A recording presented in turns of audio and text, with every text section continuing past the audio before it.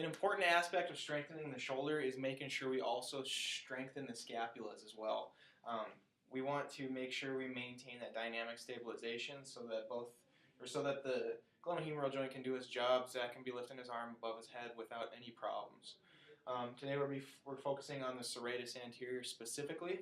A lot of times we see weighing in the scapula, and that can be indicative that the serratus is weak. It's not doing its job. It's not pulling the scapula back flush on the rib cage.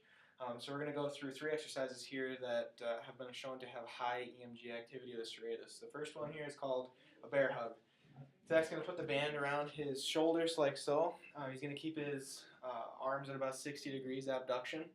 And he's going to extend his arm around like he's hugging an individual. He's going to internally rotate his arms and protract his shoulders. So as you see, he brings his arms out and away from his body into the protracted position.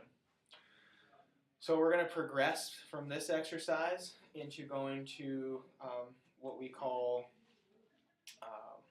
120 degrees of protraction. So he's going to stick 120 degrees of abduction and protraction. So he's going to stick the band underneath his toe down here. He's going to bring the band up behind his back and around his shoulders like so. Okay. Now from this position, he's going to extend out his arms and elevate his arms, so that's 120 degrees of abduction, and he's going to bring his arms around in that hugging motion, protract the shoulders, extend the elbows, and come back down to the normal position. And up, good, and down, good.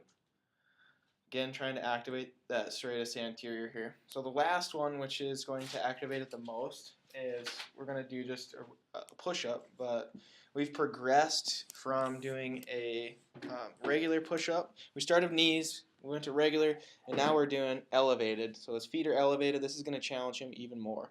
So the serratus push-up, he's going to go down into a full push-up position, and as he extends his elbows, he's going to bring his rib cage away from his shoulders into that protracted position like so.